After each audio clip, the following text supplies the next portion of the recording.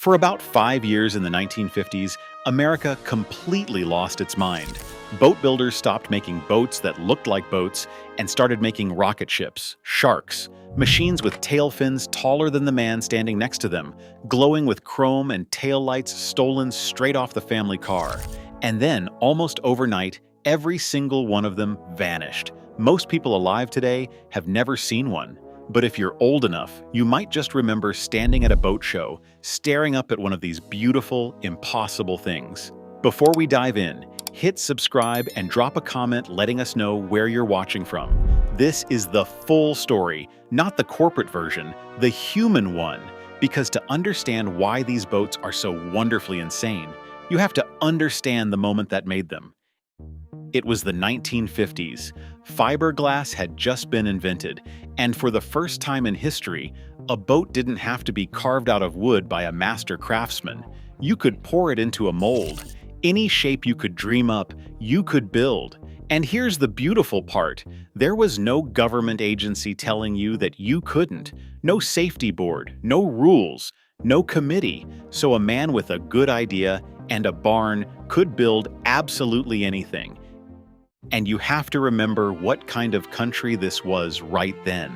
The war was over. The boys had come home. There was money in a working man's pocket for the first time in his life, and a brand new highway to drive on, and a lake at the end of it.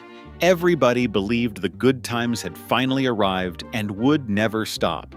That giddy, hopeful, anything is possible feeling didn't just live in people's hearts.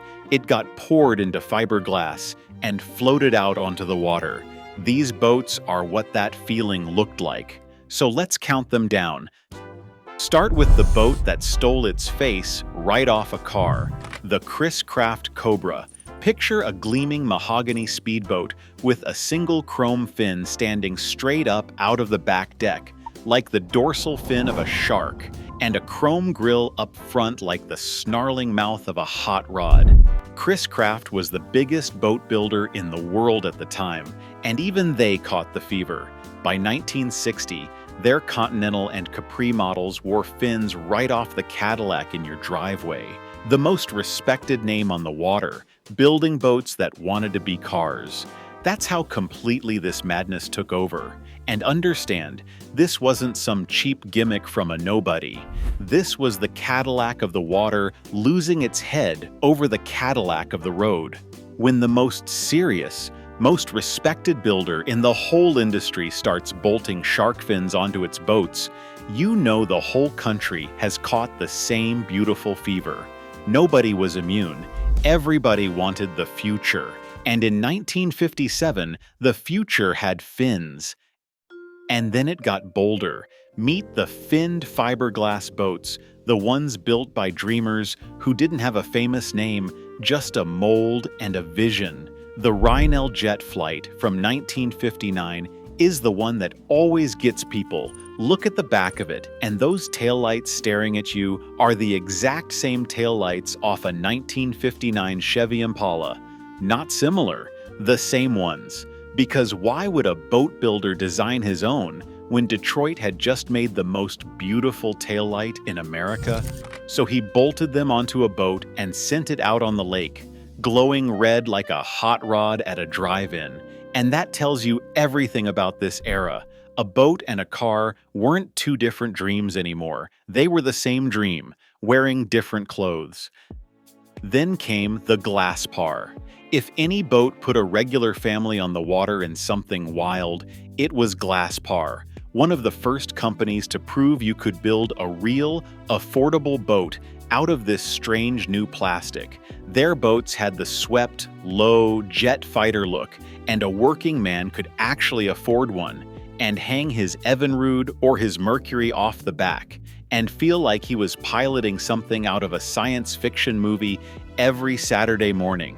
This is where the dream stopped being just a show floor fantasy and actually reached the driveways of America. And that mattered more than you might think, because the wooden boats of the old days, the beautiful mahogany ones, those were for rich men. A working family could stand on the dock and admire them, but they'd never own one.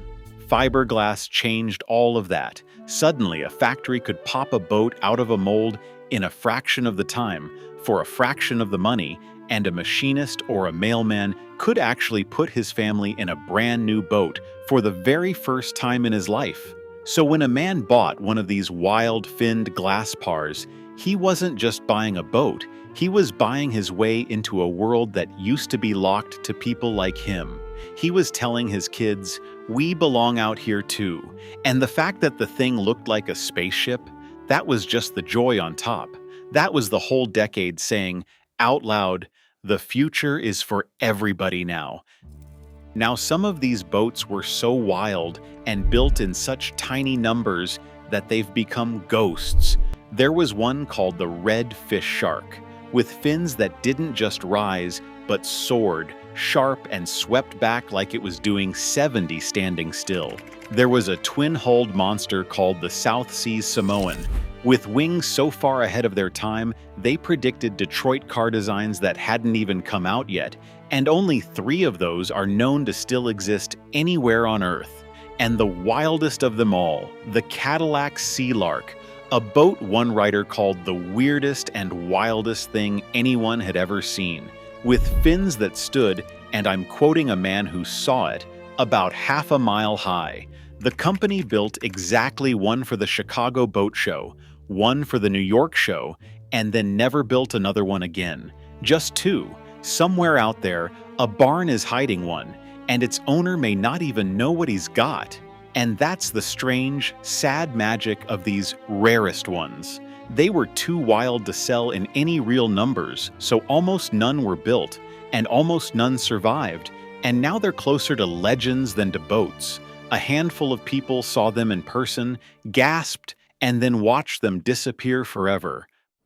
But I've saved the best for last, because the most beautiful, most heartbreaking boat in this whole story came from an outboard company, your outboard company.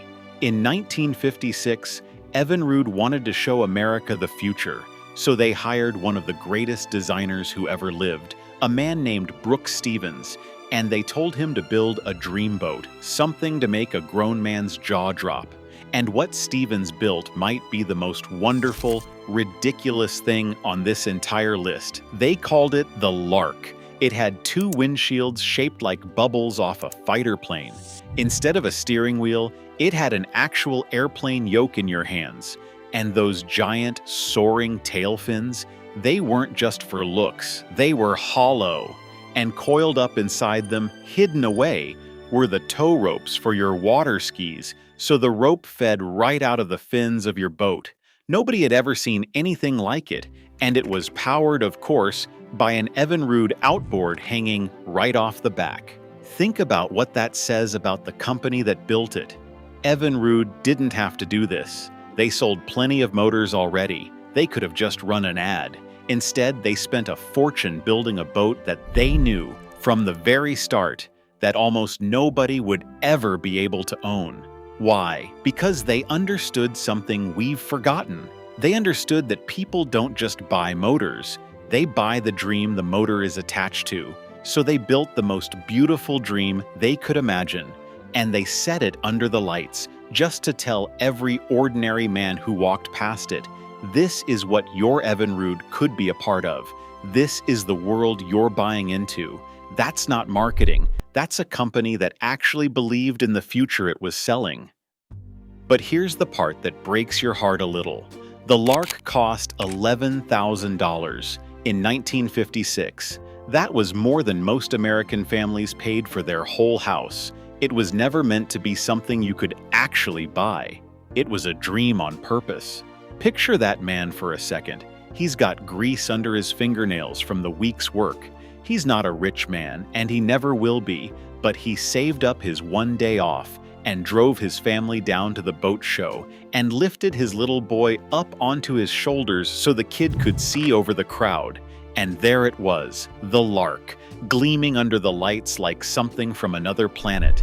And the boy said, "Dad, can we get one?" And the man laughed, soft, and said, "No, son, not that one." But he didn't feel poor standing there, he felt hopeful. Because a country that could build something that beautiful, was a country where his boy might grow up to do anything at all. That's what these boats really gave people, not a ride, a reason to believe the future had room in it for them too. And that's the real story, hiding underneath all this beautiful nonsense. Because every one of these boats, the Cobra, the Shark, the Sea Lark, the Lark, they were never really about boating, they were about hope. They came from the last time in American history when we believed, without a shred of doubt, that tomorrow was going to be better than today. When a man in a barn with a bucket of resin could build a rocket ship and float it on the water, and nobody told him he was being ridiculous because being ridiculous was the whole point. Nobody ran a focus group, nobody asked for a spreadsheet. There was just a guy who thought fins would be beautiful, so he made fins.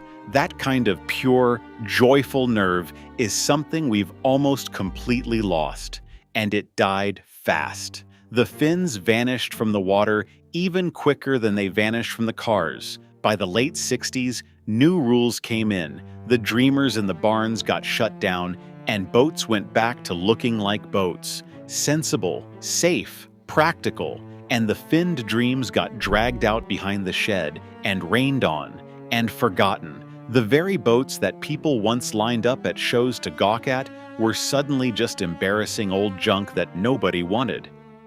But you already know how this story ends, because it's the same as every beautiful thing we ever threw away.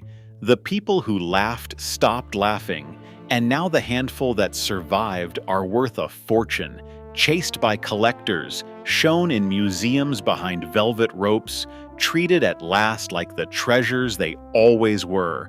The weird thing everybody mocked became the precious thing almost nobody still has. So if you're old enough to remember standing at a boat show in 1958, looking up at a boat with fins taller than your dad, feeling like the future was going to be the most wonderful place anybody had ever lived, then you saw something the rest of us can only find in old photographs. You were there for the few short years when America built its dreams out of fiberglass and pointed them at the water. Tell me in the comments if you ever saw one of these in person, because if you did, you saw the best of what we used to be. If this story stayed with you, hit subscribe so the next one finds you when it's ready.